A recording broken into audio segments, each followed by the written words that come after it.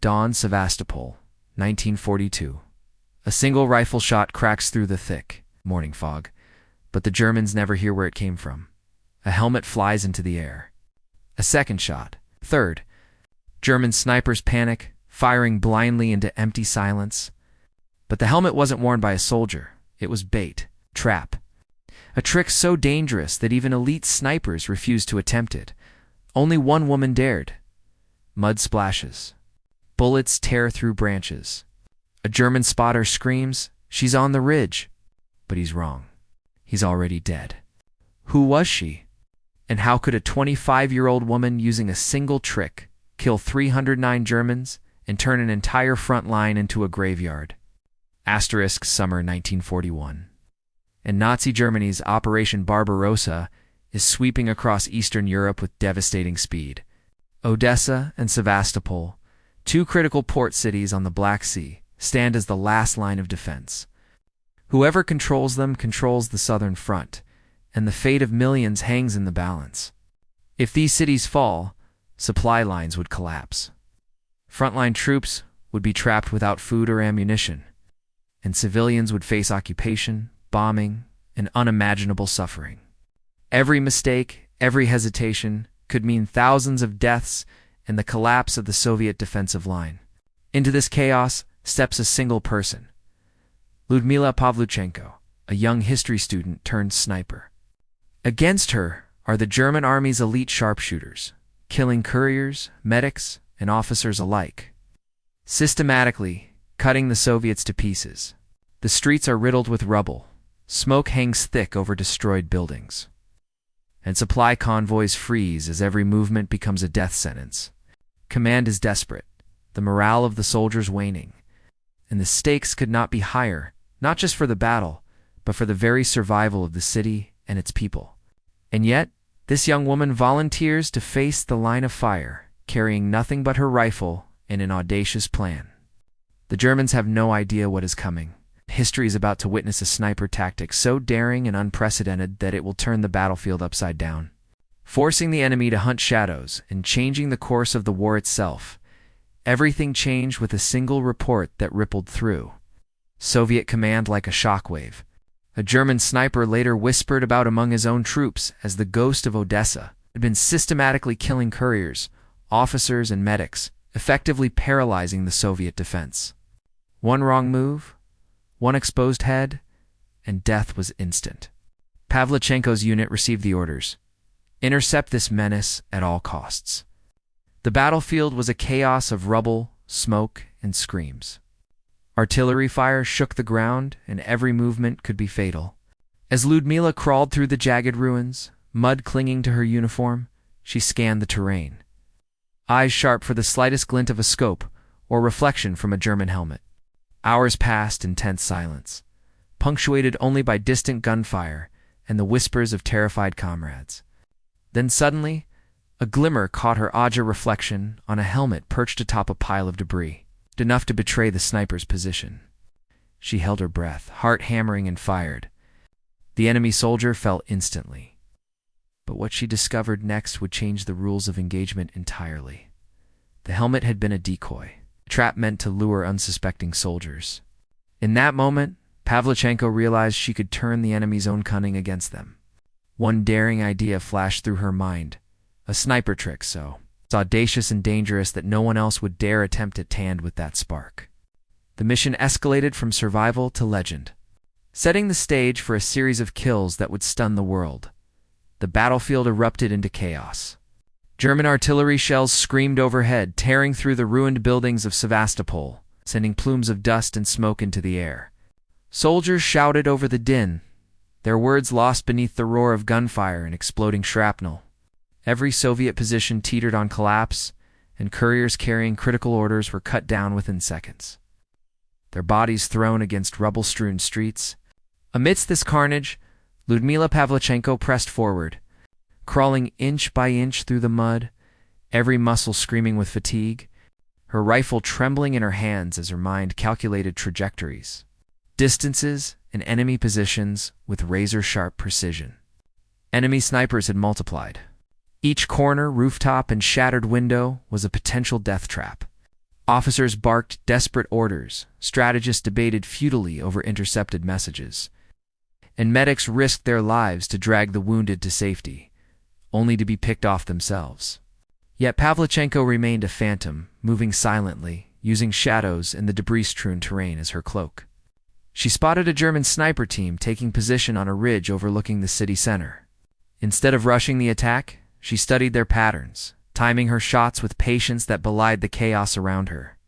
With the enemy's own movements recorded in her mind, she began to execute a deadly ballet, one shot here, a precise movement there, forcing the Germans to question their own eyes and the safety of every street. Civilian screams mixed with the sharp crack of rifles, creating a soundtrack of war that was as terrifying as it was mesmerizing. The German command, frustrated and confused, reported inexplicable casualties to their superiors. Unaware that a single woman had transformed the battlefield into her personal hunting ground, Pavlichenko's audacity was unmatched. She placed bait, manipulated enemy perceptions, and exploited their instincts against them. Each kill was both methodical and shocking, leaving the Germans scrambling for answers, their nerves shredded. The tension ratcheted higher with every passing hour, the city a live tableau of fear, strategy, and survival. Her squad, though scattered and battered, followed her cues in awe, realizing that she was not only a sniper, but a master of psychological warfare. As night fell, the streets glimmered with the reflection of burning buildings and the eerie flash of distant rifle fire, hinting at the next stage of her deadly campaign. By the end of this period, enemy morale was fractured. Soviet forces were inspired, yet terrified. And Pavlichenko had laid the groundwork for the most audacious and lethal tactics of the campaign, method that would eventually make her the deadliest female sniper in history. The early morning. Fog over Sevastopol hung heavy, thick, like a blanket smothering the battlefield. Pavlichenko's fingers were numb inside her gloves, the cold biting through layers of wool and dirt-caked uniform. All around her, the city groaned under the weight of war buildings crumbled. Rooftops splintered and smoke twisted skyward like black serpents. German forces had adapted to the chaos of the previous day. Sharpshooters moved with surgical precision. Artillery pounded suspected Soviet positions relentlessly. Patrols advanced into streets where every shadow could conceal death. The danger wasn't abstract, it was everywhere. A bullet through a window, a sniper's reflection on a shattered glass pane, a trench collapsing under shellfire. Each instant demanded calculation, patience, courage that bordered on insanity. Lyudmila Pavlichenko moved through the ruins with uncanny stillness. Each step was measured, every motion deliberate. Her rifle was an extension of her body, aligned perfectly with the eye that had claimed hundreds of lives already. Yet every heartbeat reminded her that one mistake meant an instantaneous death. The Germans had positioned a team of 3 elite sharpshooters atop a ridge that overlooked the central square, scopes glinting with lethal intent. Pavlichenko didn't panic. Instead, she observed the angle of their lenses, the way the morning light caught the curvature of the barrels, the subtle sway of their stance in the wind. She knew that if she rushed, she would die. If she waited, she could turn their own vigilance against them. Hours passed like centuries. Soldiers on both sides moved and froze in patterns dictated by fear, habit, and necessity. Pavlichenko watched a courier dash across an open street only to be cut down by a single, precise shot from a German sniper camouflaged against a collapsed wall. The sight should have terrified her, but instead, it reinforced her method. She began plotting a sequence, a deadly choreography that would manipulate the enemy into exposing themselves without taking unnecessary risk. She marked positions in her mind: the sniper on the ridge, the machine gun nest behind the courthouse, the patrol advancing from the eastern alley. Each target had a rhythm, and Pavlichenko intended to exploit it with surgical precision. The first opportunity presented itself when a German officer stepped out from a collapsed building to survey the square. Pavlichenko aligned her sights, accounting for wind, distance, and the minor tremor in her hand. She fired a single shot, clean and silent. The officer fell, and the nearby soldiers froze in confusion. Pavlichenko didn't celebrate. Instead, she shifted to her secondary observation point. a narrow alley littered with rubble, and used her binoculars to track enemy movements. The Germans were adapting, sending scouts to investigate the sudden fall of their officer. Each scout Pavlichenko identified and neutralized. It's not in rapid succession, but in carefully timed intervals, creating the illusion that multiple Soviet shooters were in play. As the hours wore on, the Germans began employing more elaborate traps. They placed reflective surfaces in windows, set decoy helmets on broken poles, and even used bodies of fallen soldiers as bait. But Pavlichenko had already learned from the helmet trick she had discovered earlier. She could differentiate a real threat from a decoy, reading the subtle inconsistencies in movement, reflection, and shadow. The battlefield had become a game of chess, and she was several moves ahead of every opponent. A sudden crack split the air. A German sniper had finally spotted her movement. A bullet grazed the edge of her coat, slicing the air with lethal intent. Her stomach tightened, adrenaline flooding her veins, yet she didn't flinch. She rolled into a shallow trench, her rifle clattering against stones, and held her breath. The sniper fired again, missing by inches. Pavlichenko waited, counting the rhythm of his shots. Then, in a single fluid motion, she chambered around and fired upward through a broken window pane, hitting the sniper before he could readjust. Another micro cliffhanger. A patrol approaching her flank had yet to see her. Unaware that she had just eliminated their cover, nightfall brought new challenges. Visibility dropped, shadows lengthened. The sounds of war transformed the distant rumble of artillery replaced by intermittent rifle fire, the whispers of enemy soldiers creeping along walls, and the faint cries of wounded men echoing through the ruins. Pavlichenko moved under cover of darkness, using the smoke and broken structures as a cloak. Her movements were slower, more deliberate. Each inch of progress weighed against the risk of discovery. A patrol of German soldiers entered the square, unaware that a single figure was tracking their every motion. Pavlichenko took careful aim and dropped the lead soldier with a single, decisive shot. Panic rippled through the enemy formation. Confusion spread, and the Soviets began taking advantage, pushing the Germans back in a gradual, agonizingly slow advance.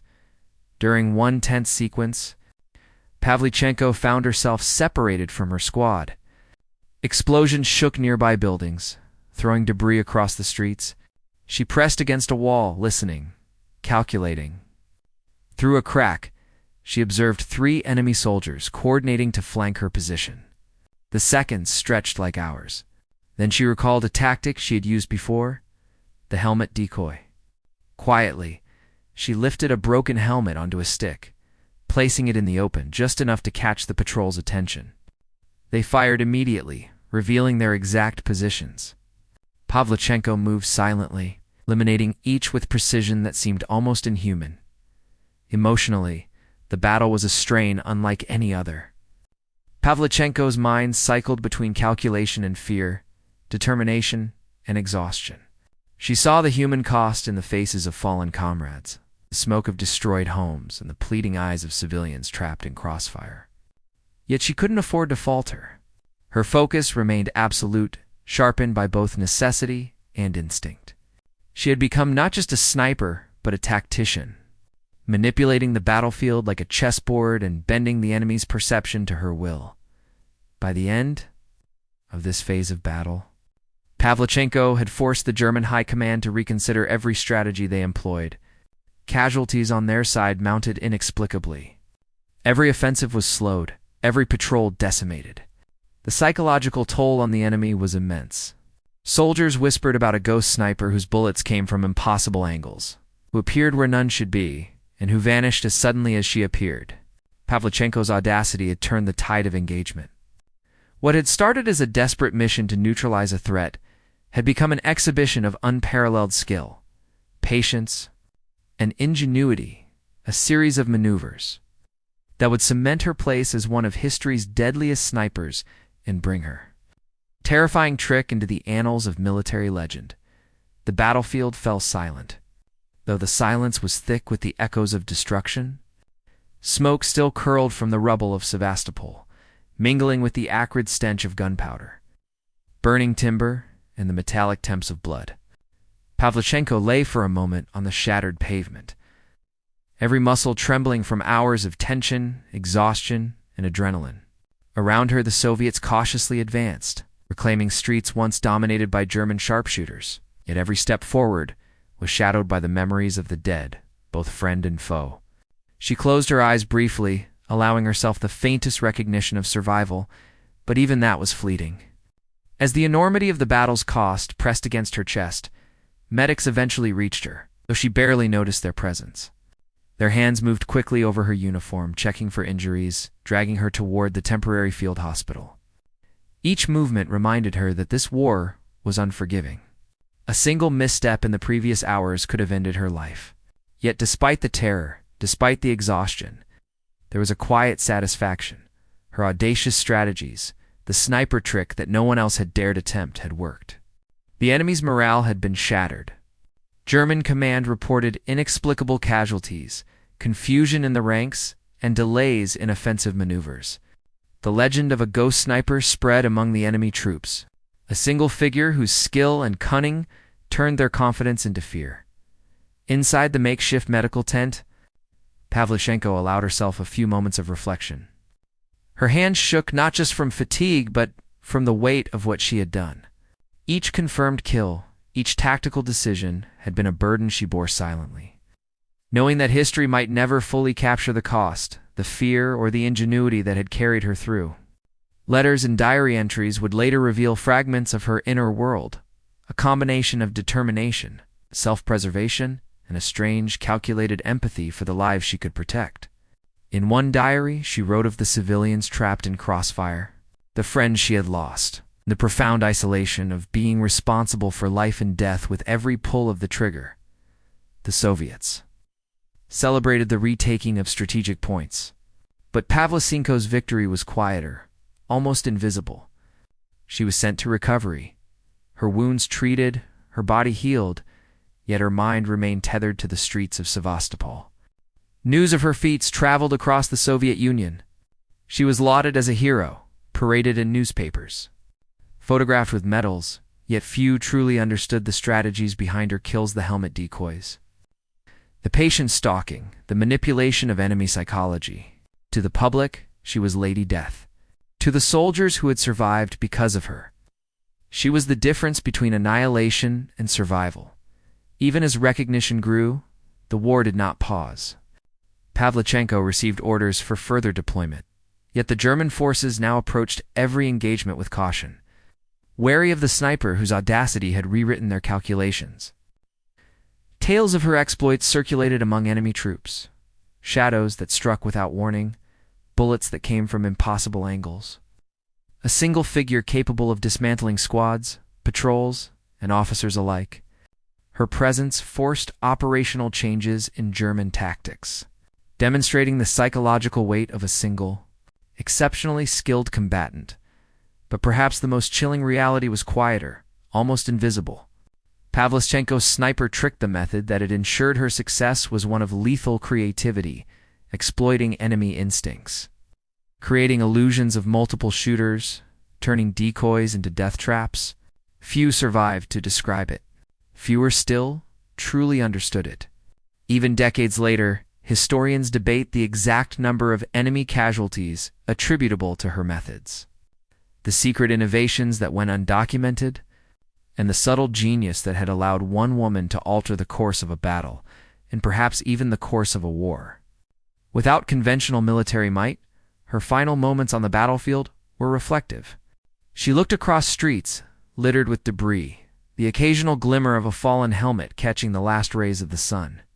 The city was battered but resilient, much like herself. She had survived, yes, but she had changed everything around her. And in that transformation, there was both victory and horror. Victory in the lives saved.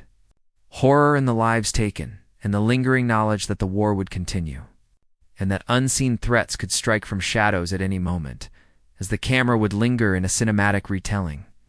A final chilling image could capture a solitary helmet, cracked and scorched, atop a broken sticka, silent testament to the deadly trick that had reshaped the battlefield, and the narrator's voice, soft but heavy with suspense, could leave the audience with a lingering question.